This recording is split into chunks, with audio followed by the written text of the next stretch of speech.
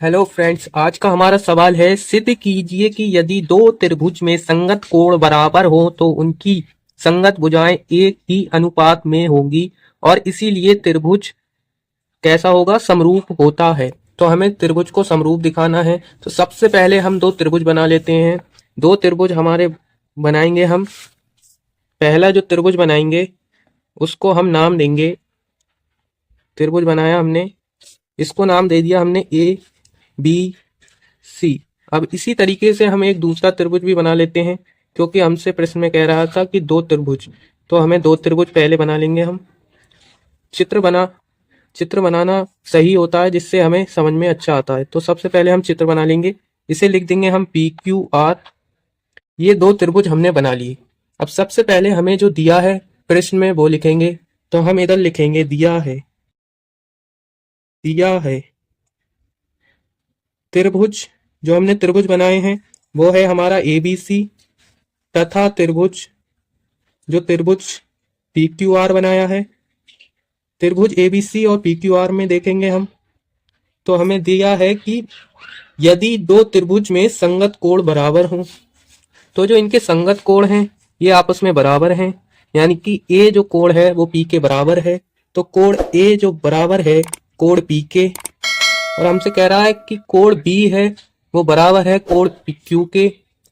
तो जो कोण बी है वो बराबर है कोण क्यू के, और जो कोण आर है यानी कि ये वाला, वो कोण सी के बराबर है। तो हमारा जो कोण सी है वो बराबर है हमारे कोण आर के। ये हमें दिया है। अब हम लिखेंगे सिद्ध क्या करना है हमें। तो हम लिखेंगे इधर सिद्ध करना है, सिद्ध करना है। तो हमें जो सिद्ध करना है वो लिखेंगे। इन ऐसे सवालों में हमें ऐसे ही लिखना होगा, पहले जो दिया रखा होगा वो लिखना होगा, फिर हमें जो सिद्ध करना है हमें वो लिखेंगे। तो हमें सिद्ध करना है कि संगत भुजाएं एक ही अनुपात में होती हैं और इसीलिए त्रिभुज समरूप होता है। तो हमें इसकी संगत भुजाएं यानी कि जो हमारी जो ए बी है इसे हमें सिद्ध करके लाना है पी क्यू के बराबर। जो हमारी ए बी है इसका अनुपात हमें पी क्यू के बराबर लाना है, और जो हमारी भुजा ए सी है इसका अनुपात हमें लाना है पी आर के बराबर, ए सी अपॉन पी आर। और इसका जो बी सी है यानी कि जो इसका आधार है वो बराबर लाना है हमें क्यू आर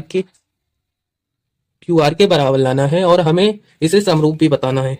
तो सबसे पहले हम रचना कर लेते हैं। तो रचना करेंगे, जो हम रचना करेंगे इस वाले त्रिभुज में, इसमें हम अपने तरफ से एक लाइन बना लेते हैं।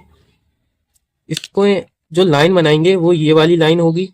इसको हम नाम दे देंगे अपने जगह से। इसको हम जो नाम देंगे वो इसको नाम देंगे, इसको हम नाम दे देते हैं पीडी, नाम दे देते हैं इसको। इसको जो हम नाम देंगे, पीडी नाम दे दो या कुछ नाम दे दो, आप आपकी मर्जी है, आप जो नाम देना चाहें। तो हम इसे नाम दे देते हैं अपनी तरीके से। इसे, ये हमारा डी पॉइंट हो गया और ये एक पॉइंट हो गया हमारा ए। तो हमें रचना क्या करनी है, तो हम लिखेंगे रचना। रचना लिखेंगे। रचना हमने की है, जो पीडी हमारा बराबर है वो बराबर है ए बी के, यानी कि जो पीडी बराबर है वो है हमारे ए बी के, और जो ए सी है यानी कि ये वाली भुजा है वो पीई के बराबर है हमारी, वो खींचा हमने एक, ये भुजा खींची है जो डीई, इसकी हमने रचना लिख दी है। अब हम इसे करेंगे प्रूफ, यानी कि हम लिखेंगे उपपत्ति। उपपत्ति उपपत्ति में क्या लिखेंगे, जो हमारा त्रिभुज एबीसी है तथा त्रिभुज त्रिभुज पीडीई, यानी कि त्रिभुज पीडीई, इसमें हम देखेंगे। तो हमें क्या दे रखा है कि रचना जो हमने की थी, रचना हमने की थी पीडी बराबर है ए बी के। तो हम इधर लिखेंगे जो पीडी बराबर है वो बराबर है ए बी के, यानी कि हमारी भुजा पीडी ए बी के बराबर है। ये किससे लिया है हमने, ये रचना से। तो हम लिखेंगे रचना से।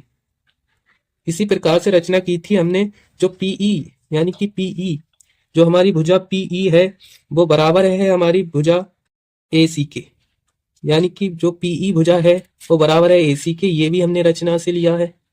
रचना से हो गया। अब जो कोण ए है ये बराबर है कोण पी के। तो जो कोण ए है ये कोण पी के बराबर है, यानी कि कोण ए और कोण P बराबर है, ये हमसे दिया रखा था कि इनके कोण बराबर हैं, तो हम लिखेंगे इधर दिया है, दिया है।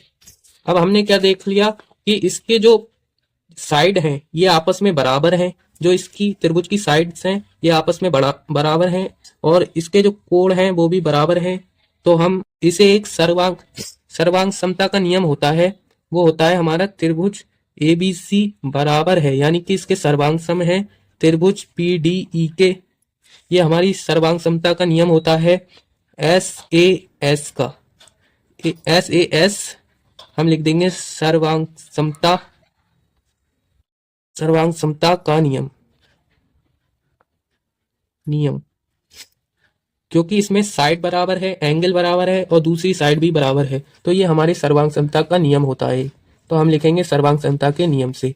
इतना लिखने के बाद अब हम इधर देखेंगे तो जो हमारा कोण है, जो कोण A है, जो दिया था हमें कोण P के बराबर है, तो कोण जब A कोण P के बराबर है तो, और जो कोण हमारा दे रखा है V, जो कोण हमारा V है वो किसके बराबर हो जाएगा, वो हो जाएगा कोण PDE की। क्योंकि ये दोनों सर्वांग सम है तो ये कोण भी बराबर हो जाएगा इसका, तो ये कोण जो V है वो कोण D होगा। तो हम इधर लिख सकते हैं कोण B बराबर है कोण PDE के। और जो कोण हमारा C है, यानी कि जो कोण हमारा ये C दे रखा है, जब ये दोनों त्रिभुज सर्वांग सम है, इसके साइड और कोण बराबर हैं, तो इसका कोण जो होगा PED का कोण होगा वो ACB के कोण के बराबर होगा। तो हम इधर लिख सकते हैं कि कोण C जो है हमारा कोण PED के बराबर है। अब हम इसी से ही देख लेंगे, तो हमारा जो कोण V है वो बराबर है PDE के। अब जो हमारा कोण PDE है, ये वाला कोण PDE है, ये बराबर हो जाएगा हमारे कोण DQR के, ये DQR के बराबर हो जाएगा। तो हम इधर लिख देंगे कोण PDE बराबर है कोण DQR के। इसी तरीके से हम कोण C का भी देख लेते हैं, तो कोण C जो हमारा दे रखा है वो बराबर है कोण PED के, यानी कि कोण C PED के बराबर है। तो कोण ERQ भी बराबर होगा PED के। तो हम इधर लिख सकते हैं कि कोण PED बराबर होगा ERQ के, ERQ के बराबर होगा, ERQ के बराबर होगा PED, यानी कि ये वाला कोण और ये वाला कोण आपस में बराबर होगा। तो हम इसी से ही कह सकते हैं कि त्रिभुज, इसलिए त्रिभुज जो हमारा PQR है में, त्रिभुज PQR में क्या लगाएंगे हम, थेल्स प्रमेय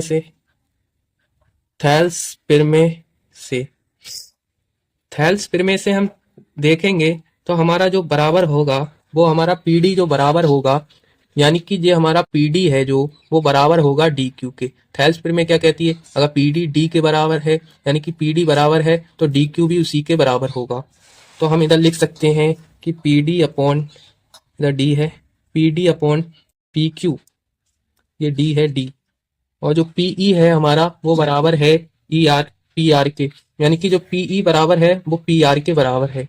तो हम इधर लिख सकते हैं कि PE बराबर है PR के। और हमसे शुरू में दे रखा है, हमसे दिया क्या है वो देख लेते हैं हम। तो हमसे कह रहा था, हमने जो रचना की थी, रचना क्या की थी कि PD जो बराबर है AB के, तो हम इधर लिख सकते हैं क्योंकि PD बराबर है AB के, और जो हमारा रचना की थी वो हमारा AC जो बराबर थी वो PE के। तो हम जो PE की जगह AC लिख सकते हैं और PD की जगह AB लिख सकते हैं। तो हम लिखेंगे इधर कि AB अपॉन PQ बराबर है AC अपॉन PR के। तो जो हमारा हो गया AB अपॉन PQ बराबर है, ये वाले त्रिभुज की भुजा AB है, ये PQ के बराबर है, और ये त्रिभुज की भुजा AC है वो PR के बराबर है। जब ये दोनों भुजाएं आपस में बराबर हैं तो BC भी बराबर होगी QR की, जो हमारी आधार है BC वो इस आधार के बराबर होगा। तो हम इधर लिख सकते हैं कि BC अपॉन QR भी आपस में बराबर हैं, और यही हमें सिद्ध करके लाना था। तो हमने ये आंसर निकाल दिया है, हमसे कह रहा था कि सिद्ध कीजिए A B upon P Q, A C upon P R और B C upon Q R के बराबर है। तो हमने ये सिद्ध कर दिया है। गाइस, अगर वीडियो पसंद आई हो तो चैनल को सब्सक्राइब कर लें और वीडियो को लाइक जरूर करें।